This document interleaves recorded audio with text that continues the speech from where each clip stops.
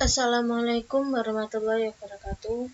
Baik, di sini saya akan menjelaskan bab yang keempat, yaitu strategi layanan dari komponen program BK dan perkembangan. A. Pelayanan dasar. Yang pertama, layanan orientasi, yaitu menurut Prayitno 2012, orientasi berarti tatapan ke depan, ke arah, dan tentang sesuatu yang baru.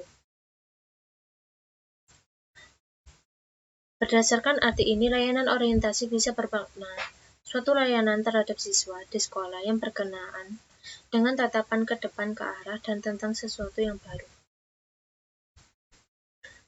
Tujuan layanan orientasi yaitu untuk membantu individu agar mampu menyesuaikan diri terhadap lingkungan atau situasi yang baru. Peserta layanan orientasi adalah individu, siswa yang memerlukan akses terhadap suasana lingkungan dan atau objek-objek baru. Materi layanan orientasi adalah berbagai hal berkenaan dengan suasana lingkungan dan objek-objek yang baru bagi individu.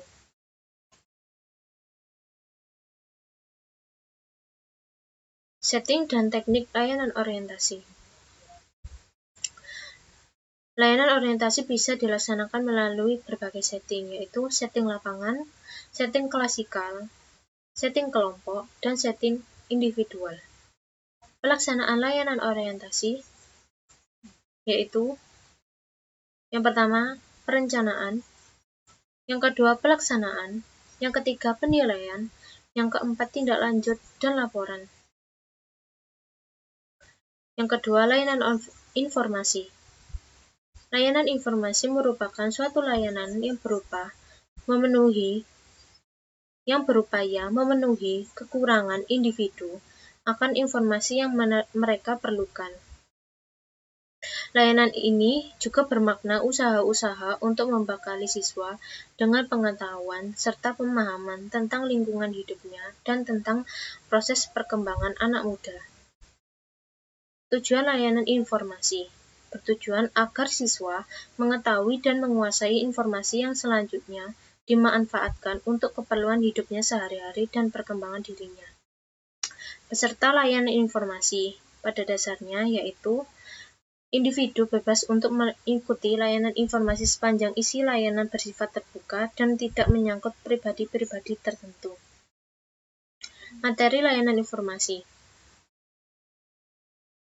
Jenis-jenis informasi yang menjadi isi layanan bersifat variatif, yaitu isi layanan BK di sekolah adalah informasi tentang perkembangan diri, informasi tentang pendidikan, informasi tentang dunia karir dan ekonomi. Setting dan teknik layanan informasi. Beberapa teknik yang biasa digunakan untuk layanan informasi adalah yang pertama, ceramah, tanya jawab, dan diskusi. Yang kedua, penggunaan media. Yang ketiga, pemanfaatan acara khusus. Yang keempat, mendatangkan narasumber. Pelaksanaan layanan informasi, yaitu yang pertama, perencanaan. Yang kedua, pelaksanaan. Yang ketiga, penilaian. Yang keempat, tindak lanjut dan laporan. Yang ketiga, layanan penguasaan konten. Menurut Prayitno, layanan penguasaan konten merupakan suatu layanan bantuan kepada individu siswa, baik sendiri maupun dalam kelompok, untuk menguasai kemampuan atau kompetensi tertentu melalui kegiatan belajar. Tujuan layanan penguasaan konten, yaitu agar siswa menguasai aspek-aspek konten, kemampuan atau kompetensi tertentu secara terintegrasi. Peserta layanan penguasaan konten adalah seorang atau sejumlah siswa yang memerlukan penguasaan atas konten yang menjadi materi layanan yang diberikan oleh guru BK. Isi layanan penguasaan konten yaitu pengembangan kehidupan pribadi, kemampuan hubungan sosial, kegiatan belajar, dan perencanaan karir. Setting dan teknik layanan penguasaan konten. Yang pertama, penyajian materi pokok konten setelah siswa disiapkan sebagaimana mestinya. Yang kedua, tanya jawab dan diskusi. Yang ketiga, melakukan kegiatan lanjutan, misalnya melalui diskusi kelompok atau penugasan. Pelaksanaan layanan penguasaan konten. Yang pertama, perencanaan. Yang kedua, pelaksanaan. Yang ketiga, penilaian. Yang keempat, tindak lanjut. Layanan bimbingan kelompok. Rusmana menegaskan dalam pelaksanaan kegiatan bimbingan dapat dilakukan secara individu dan kelompok.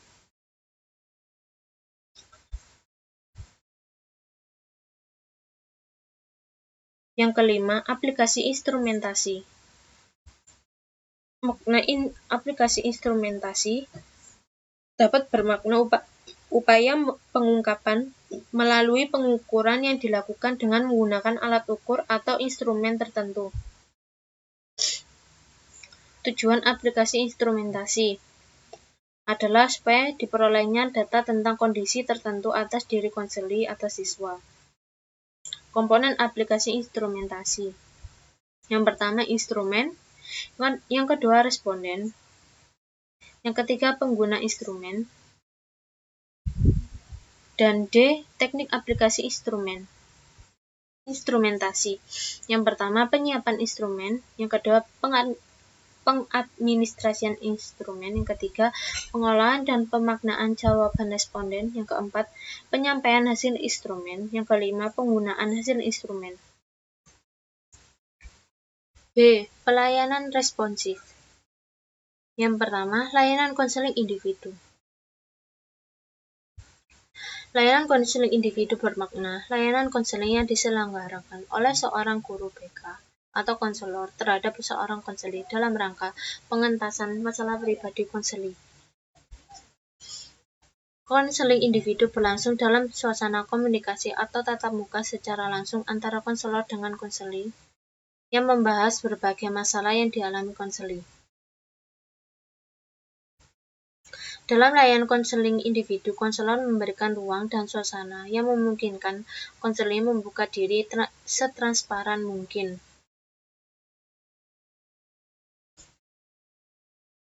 Tujuan layanan konseling individu adalah terselesaikannya masalah yang dialami oleh konseli, baik masalah bidang pengembangan pribadi, bidang pengembangan sosial, bidang pengembangan pendidikan atau kegiatan belajar, dan bidang pengembangan karir.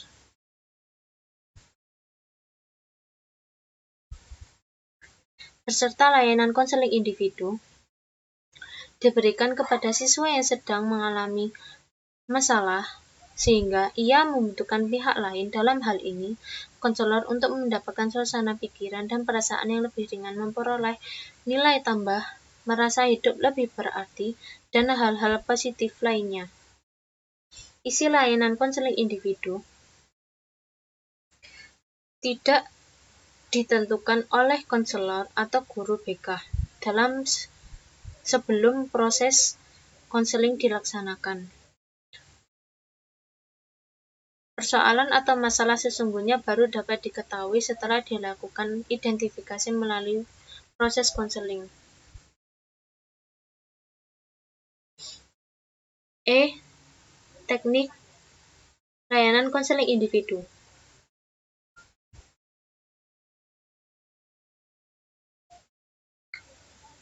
Dalam layanan konseling individu, pada umumnya digunakan pendekatan eklektik.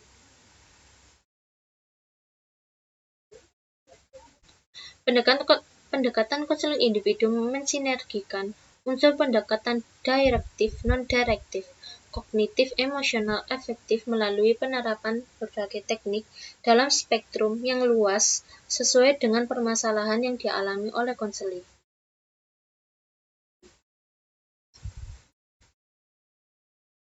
Beberapa pendapat ahli seperti Corey, Willis, Lubis, Lesmana, basic counseling skill meliputi: yang pertama, attending.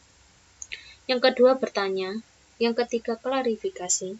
Yang keempat, mengarahkan. Yang kelima, refleksi. Yang keenam, empati. Yang ketujuh, parafrase. Yang kedelapan, mendengarkan. Yang kesembilan, pemfokusan.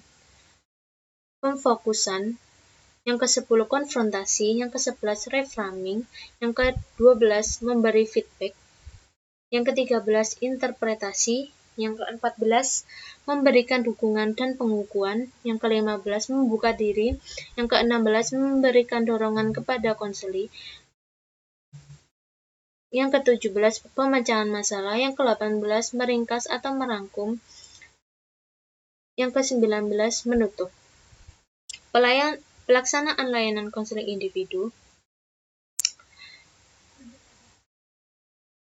Sebagai layanan yang unik dan khas, pelaksanaan konseling individu juga melewati beberapa tahapan secara runtut.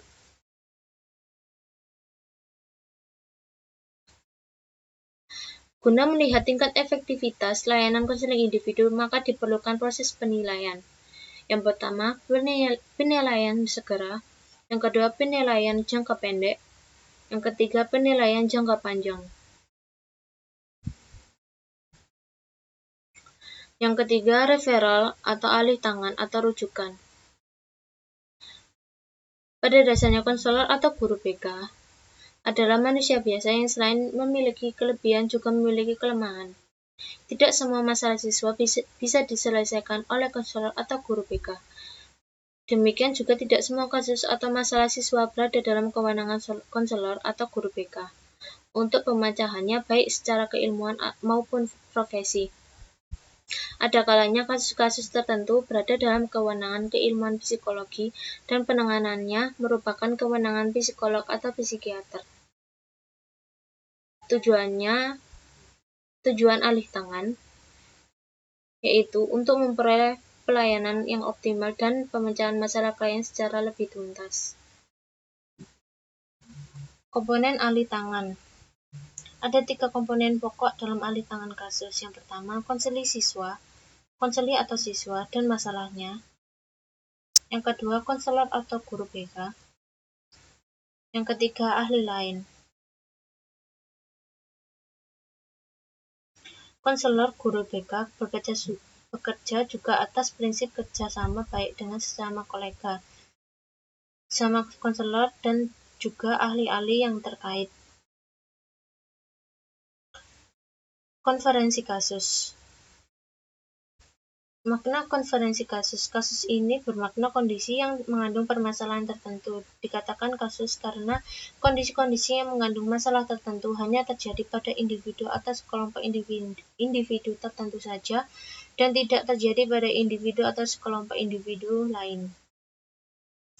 Tujuan konferensi kasus untuk mengumpulkan data secara lebih luas dan akurat serta menggalang komitmen pihak-pihak yang terkait dengan kasus atau masalah tertentu dalam rangka pemecahan masalah. Teknik konferensi kasus.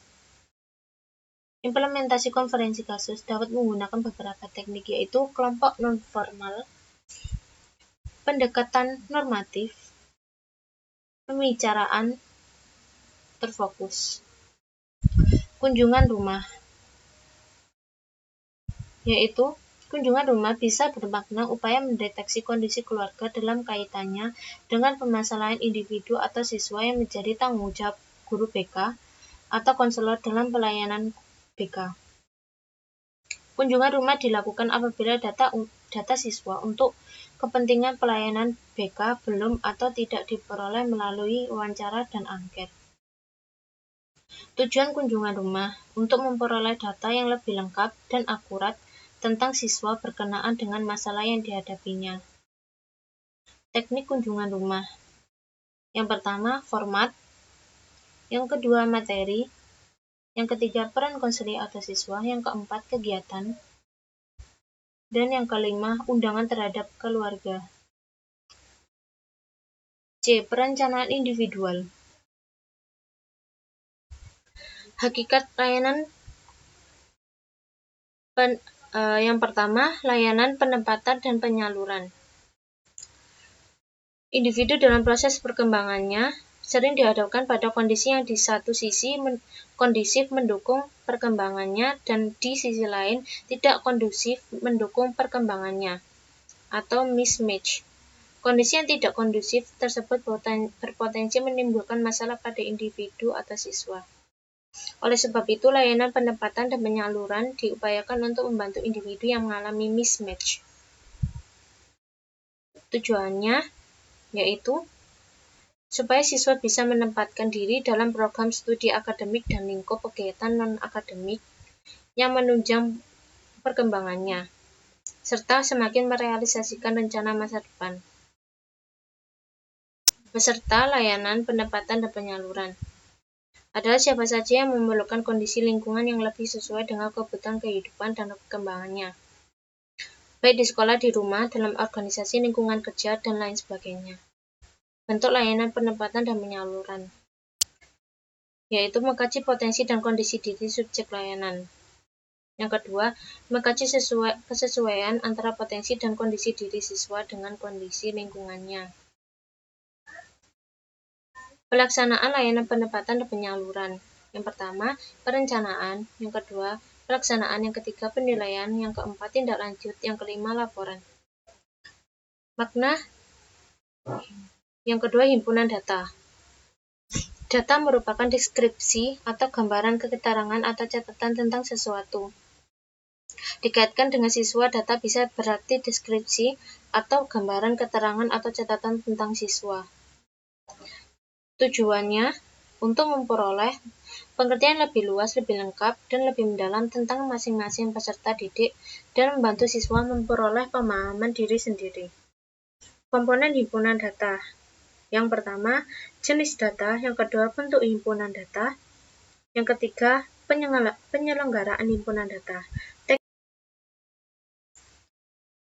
Teknik himpunan data. Yang pertama, aplikasi instrumen.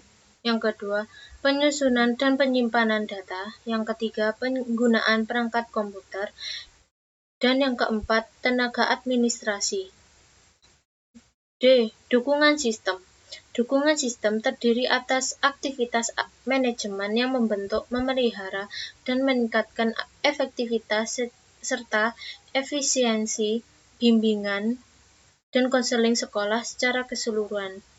Suatu program layanan BK tidak mungkin akan terselenggara dan tujuannya tercapai bila tidak memiliki suatu sistem pengelolaan yang bermutu dalam arti dilakukan secara jelas, sistematis, dan terarah.